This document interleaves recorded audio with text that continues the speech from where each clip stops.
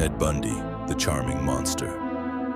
The year was 1974 and the Pacific Northwest was gripped by fear. Young women were disappearing without a trace, leaving behind devastated families and a mystery that seemed impossible to solve. No one could have imagined that the man responsible appeared so ordinary.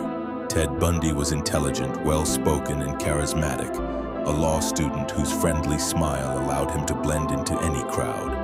Behind that polished image, however, hid one of America's most notorious serial killers. Bundy carefully gained the trust of his victims.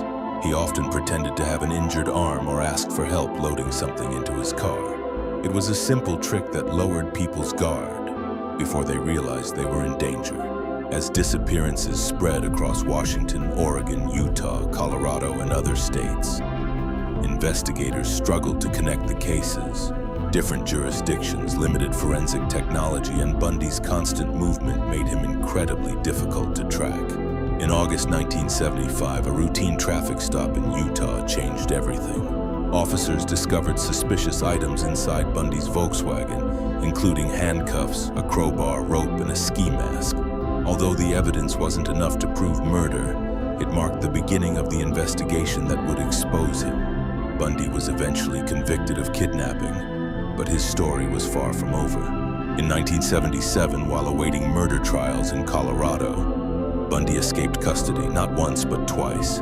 After his second escape, he traveled across the country to Florida, where he committed some of his most brutal attacks. His freedom finally ended in February 1978, after another routine traffic stop in Pensacola, Florida. This time, investigators were able to tie him to multiple murders, and the evidence against him continued to grow.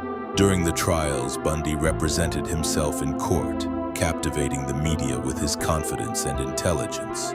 But behind the courtroom spectacle, prosecutors steadily built an overwhelming case. Witness testimony, forensic evidence, and survivor accounts revealed the horrifying truth.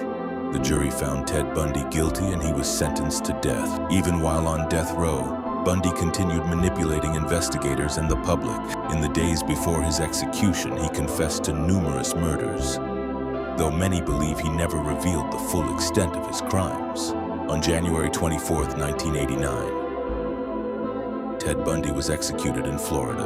Authorities have officially linked him to at least 30 murders, but many investigators believe the true number may never be known.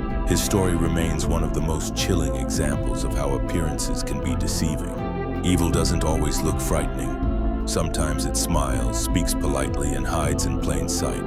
Decades later, the legacy of Ted Bundy still serves as a reminder that some of history's darkest monsters wore the most ordinary faces.